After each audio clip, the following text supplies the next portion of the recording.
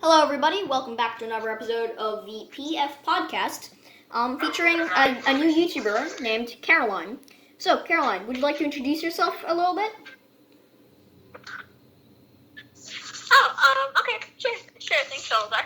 So, hi guys, my name is Caroline, and today, today I'm going to be, doing a review for Harry Potter and the Hollows. Also, I just wanted to let you guys know that I think maybe sometime in the summer, I'm gonna be releasing a channel of my own. So, when that does come out, just check that out, okay? Great. So, thanks, Lucy. Would you like to do your review? Alright, so, in today's podcast episode, we'll be reviewing two movies. Number one, Uncut Gems, my movie that I'll be reviewing, and Coraline's movie. Sorry, Caroline. We just met each other like a few weeks ago. I keep on mispronouncing. So we'll be doing Caroline's review, which is going to be The Deathly Hallows, and then we're going to be doing Uncut Gems, which is a movie which I thought had a lot of great potential, but honestly it never really delivered on. More information on that later. So Caroline, so do you want to review Deathly Hallows? Sure, thanks, Older.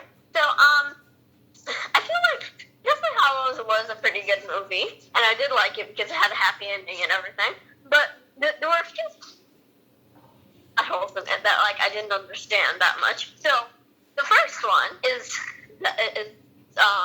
Snape, right?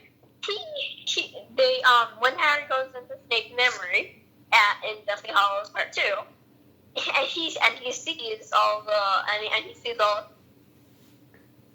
remember, the funny thing is, it's just they show that after Voldemort killed Harry's parents, Snape was there in an hour, right? After he left, Snape came in, and then he came in an hour later. So, what is, how come he didn't rescue Harry? Because in Harry Potter and the Sorcerer's Stone, they were saying, oh yeah, he was rescued the day after the day after his parents died. So, but Snape was there. So he was just there, and he was like, damn it, my crush is dead. Oh my god, this is the worst day ever. Baby crying in the background. Shut up, you. It's I don't get it. Why do you just leave it there? And then also, another plot hole was the Elder Wand. So Voldemort had to kill Snape because Snape had killed Dumbledore, who was the last owner of the Elder Wand, and Voldemort was like, okay, so then I'm going to have to kill Snape to get the Elder Wand, right? Because the rule is, if you kill the owner of the Elder Wand, then you get the Elder Wand, right? So he kills Snape, but he was still complaining that the wand didn't work for him, right? So here's what they said. They said that when Malfoy had disarmed Dumbledore and Harry Potter and the Half-Blood Prince, they said that Draco had gotten the Elder Wand when that happened. But I didn't really get it because the rule specifically states that you have to kill the person. So I was kind of confused by that. And then when Harry disarmed Malfoy, then he was like, so now I have the wand. And it was so confusing because they literally say every wizard that had gotten the Elder Wand after the first brother from the Tale of the Three Brothers, it was they had to duel for it, and then eventually they killed. They're telling me that in none of those, first, they didn't disarm, and two, they didn't realize it, because apparently when the Elder Wand starts to belong to you, you get extra powerful, even without using the wand, right? So I don't really get that part.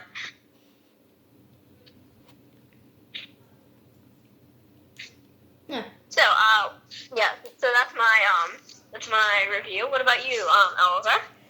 Alright, so finally I can review this movie. I've been thinking about doing it on my regular channel, on a regular upload for a little while, but honestly, it's been like never got the time. So now that I'm on this podcast, I can do it.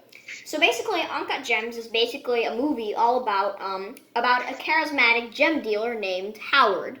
Howard is basically a greedy motherfucker who will do anything to get the next big score. He's a complete idiot who makes idiotic decisions for idiotic people. Not only that, every move he makes digs him deeper into his own grave, and eventually he gets shot in the face by a gangster and dies. If anybody's wondering, and I'm just gonna say one thing and one thing like immediately quickly. Do not blame any of this on Adam Sandler, which is the actor for Howard. Honestly, I mean, Adam was just working with what he got, and personally, I find that that Adam Sandler did like an awesome job as Howard. So the trailer really mesmerized me, and so here's like the trailer. How you doing, Holly? How's it going? Hey, Howard. Good face out. All right, Larry, you're a Jew again. Welcome back. I made a crazy risk to gamble. It's about to pay off. So I want the Celtics to cover. I want the Celtics halftime. I want Garnett points. So in the end, honestly, I feel like the trailer was so much better than the actual movie. So in the end, I feel like every single move that Howard makes is not characteristic at all of how the movie is trying to portray him, you know? Like, they claim in the description he's a charismatic dealer for gems, and yet he's not charismatic at all. Sometimes they claim that he's an extremely intelligent person in many reviews of this movie, but in the end it just falls flat on its face, because I've seen the movie. Howard is a complete idiot. And also another thing I never liked about the movie was generally how they treated Howard's profession. As many of you may know, a gem dealing profession is based off of trust. If you don't have trust, you don't have anything to work with. In fact, I used to read a book about I used to read a real life occurrence I used to read a book about this real life occurrence. And this lady, her father was a gem dealer, and people still give her the money that they owed to his father, like even after he died. In the end, nobody would give money to Howard that they owed him simply because he's a scummy piece of shit.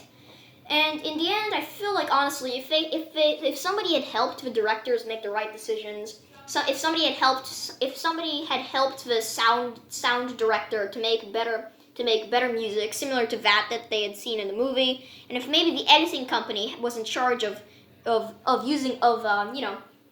was also in charge of the movie, you know, like visual wise, I personally would have loved the movie. If maybe there were less plot holes and less things that were left undecided in the movie. Personally, I think it would be the best movie of the decade, honestly.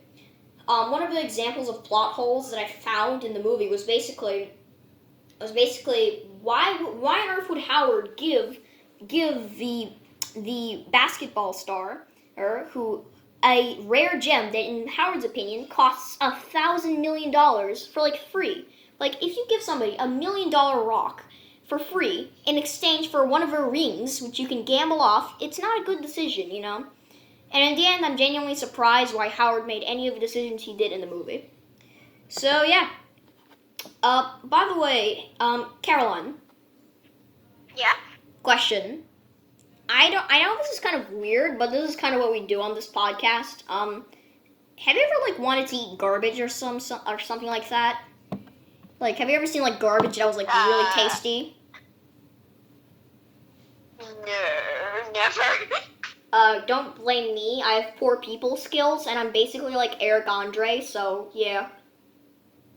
Alright, guys.